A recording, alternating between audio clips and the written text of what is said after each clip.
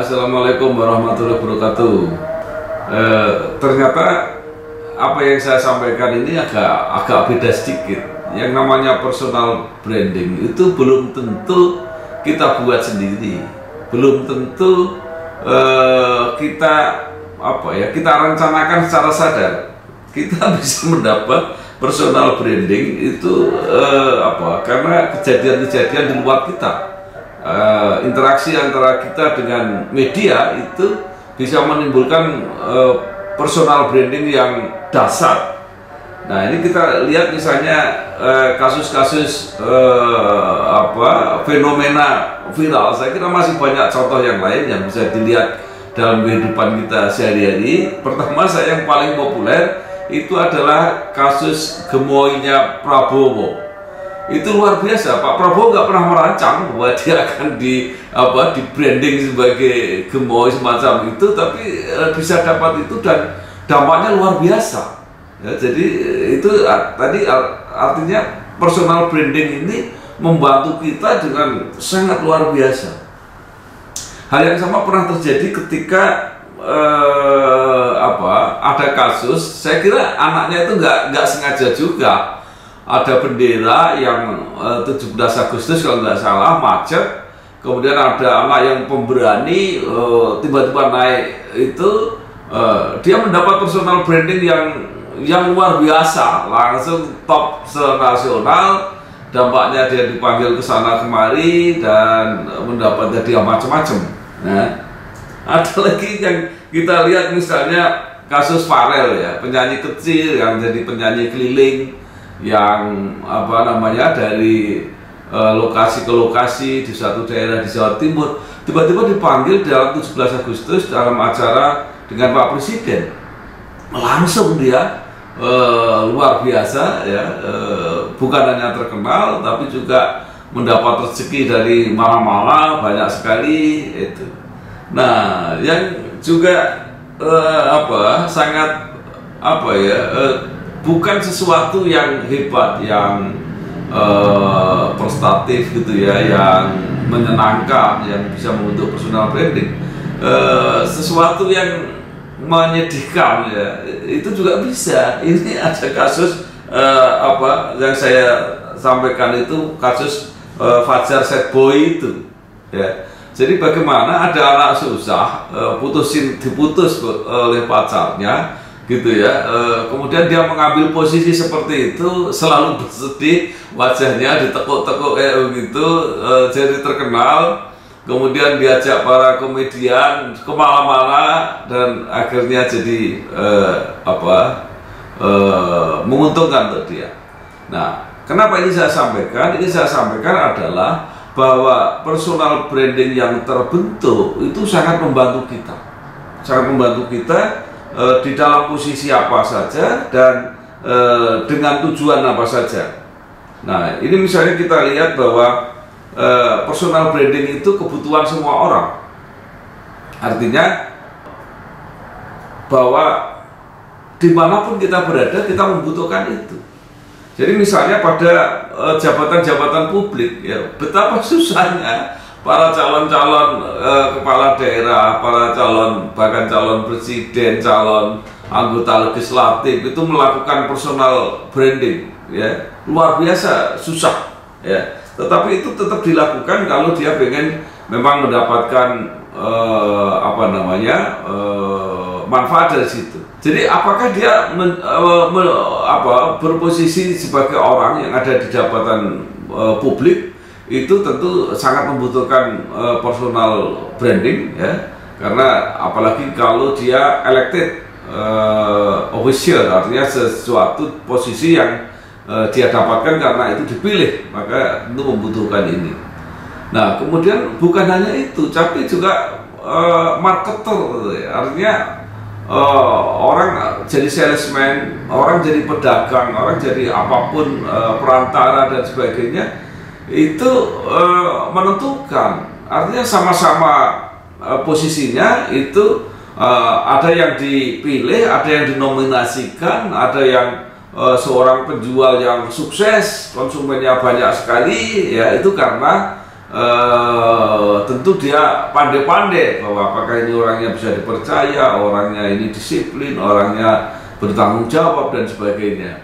Nah itu termasuk juga teknisi ya, mekanik ya, kita pasti memilih kalau berhubungan dengan siapapun, apakah dia bengkel, apa dia kontraktor, apa dia tukang, apapun itu pasti membutuhkan nama yang menjamin dari produk atau jasa yang dihasilkan.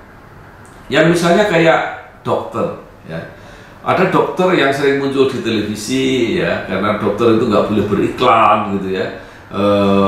Maka tentu dia harus membangun reputasinya, harus membangun personal brandingnya dengan berbagai macam. Selain tentu kualitas pelayanan, keramahan dan sebagainya, keahliannya yang sudah sangat dikenal, ya, dan sebagainya, banyak sekali yang pasti dilakukan untuk memperoleh prioritas-prioritas pilihan ini.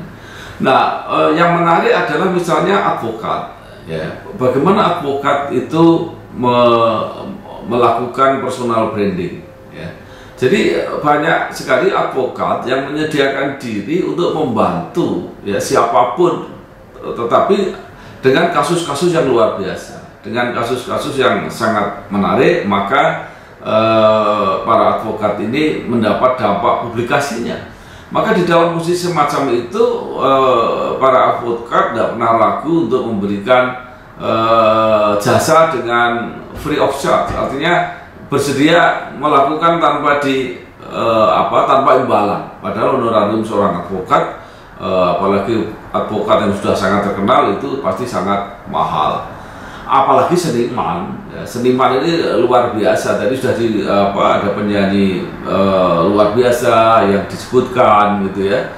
Itu saya punya contoh-contoh yang seniman-seniman tradisional, ya, pelawak, ya, kemudian dalang, itu yang mempunyai cara-cara sendiri. Bahkan misalnya kalau ini kan di Sulawesi, ya, kalau di Jawa, di tempat saya di Semarang, itu ada ranking. Jadi kalau akan memilih dalang itu ada ranking 1, ranking 2, ranking 3, itu lengkap dengan level-level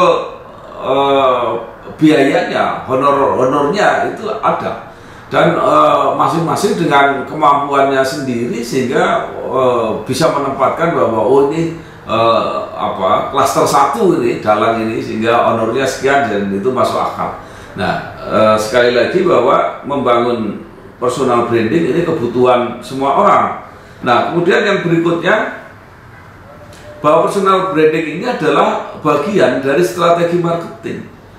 Semua orang membutuhkan marketing. Tadi sudah saya sebutkan, apakah dia politisi, apakah dia seorang advokat, apakah dia seorang dokter, apakah dia seorang seniman, seorang artis, itu membutuhkan strategi marketing. Nah, marketing itu apa antara lain? Antara lain adalah produk. Nah, jadi apa produk yang kita jual itu harus bisa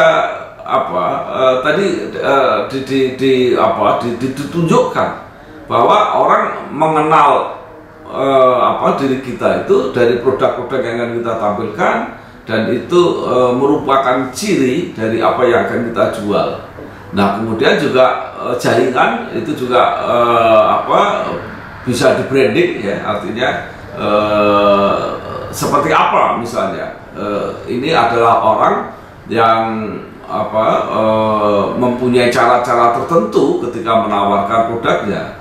Harga juga bisa di branding, jadi artinya orang tahu bahwa kalau ini pasti harganya murah misalnya dan sebagainya. Juga cara berpromosi tadi juga dibicarakan, ya, jadi artinya cara berpromosi yang berkesinambungan. Nah, kemudian yang berikutnya, bagaimana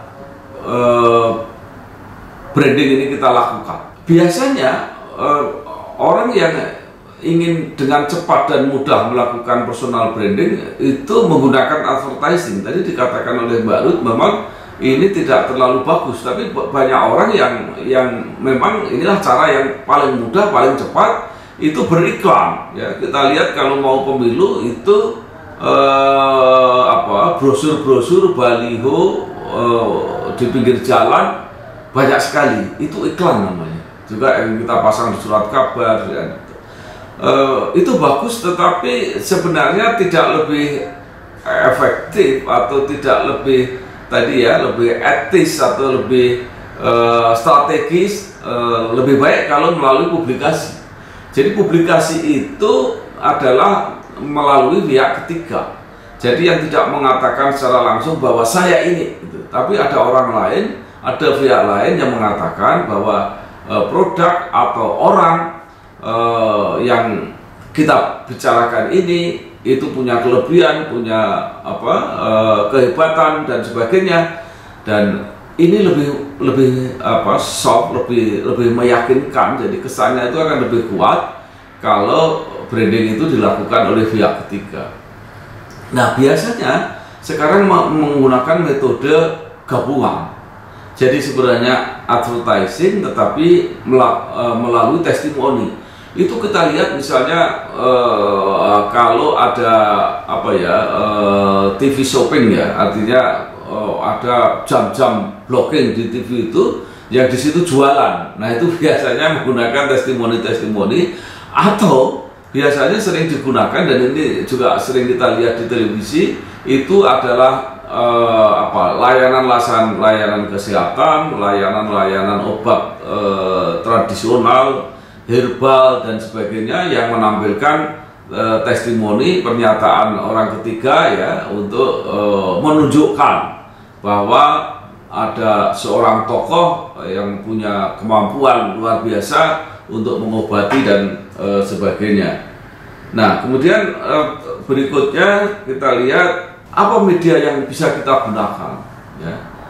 Terutama pertama-tama dulu berkembang tentu media cetak, ya, walaupun sekarang ini sangat berkurang, tapi tetap masih digunakan dan seringkali menjadi media justifikasi untuk meyakinkan, walaupun sedikit, tapi kalau iklannya atau beritanya itu misalnya sudah dimuat di harian Kompas atau sudah dimuat di majalah Tempo, itu tentu kredibilitasnya akan jauh lebih besar. Bisa juga menggunakan media elektronik, ya. Sekarang modelnya jaringan, ya, jadi banyak sekali pilihan, ya. Media-media ini harus digunakan secara selektif sesuai dengan kebutuhan masing-masing.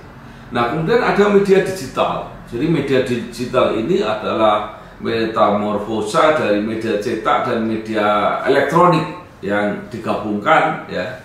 Maka tidak hanya gambar, tidak hanya cetak, tapi juga bisa muncul, ya, melalui gadget-gadget yang kita punya dan kita sudah bisa memantau semuanya. Nah, kemudian juga kita bisa gunakan media sosial, artinya media yang kita bisa berhubungan dengan kelompok keluarga, dengan kelompok pertemanan, dengan kelompok hobi dan sebagainya. Tapi juga jangan lupakan ada media tradisional, ya. Kalau kita bisa masuk ke situ, jadi masuk ke kelompok-kelompok masyarakat, komunitas-komunitas tertentu yang mempunyai cara-cara bergaul, berkomunikasi, apakah lewat kesenian, ya, nonton kesenian bersama di situ, mempunyai kegiatan bersama-sama, bahkan sampai kelompok-kelompok ronda malam dan sebagainya. Ini adalah media-media yang bisa gunakan untuk membentuk personal branding. Nah, kemudian yang perlu kita perhatikan adalah bagaimana pembentukan branding ini, ya. Pertama, ada yang membuat branding ini dengan proses yang sangat panjang, dengan perjuangan yang sangat keras, ya. Itu bisa kita lihat dari misalnya tokoh-tokoh yang memperoleh brandingnya itu dengan perjuangan sangat keras, misalnya para atlet ya itu yang luar biasa. Kita baru saja melihat misalnya juara All England ya dari Indonesia yang sudah begitu panjang kita harapkan. Jadi ternyata tidak mudah untuk membuat branding semacam itu. Walaupun setelah personal brandingnya didapatkan, tentu dia akan mendapat macam-macam ya. Berbagai peluang, berbagai hadiah, mungkin bahkan berbagai program ya, misalnya jadi bintang iklan dan sebagainya. Nah, yang kita juga harus peka itu adalah bagaimana kita mendapatkan personal branding itu karena momentum. Jadi yang namanya momentum itu kadang-kadang tidak kita rencanakan dengan baik, walaupun kadang-kadang juga bisa kita antisipasi, bisa kita duga, tetapi momentum ini benar-benar merupakan suatu kejadian, suatu kegiatan yang memberikan kita personal branding seperti tadi yang sudah saya kasih contoh di depan. Nah, jadi sekali lagi orang harus mempersiapkan diri bahwa untuk mendapatkan personal brandingnya ini bisa karena perjuangan yang keras, bisa mendapatkan momentum, bisa juga karena keberuntungan. Ya. Jadi hanya orang yang mendapat manfaat dari personal branding ini karena dia beruntung. Jadi tiba-tiba ada suatu kejadian yang membuat dia terpilih. Ya. Jadi bukan orang lain yang mendapatkan, tapi dia. Ya. Jadi inilah hal-hal yang di dalam praktek sehari-hari mungkin perlu kita cermati sehingga kita nanti bisa memanfaatkan dengan baik.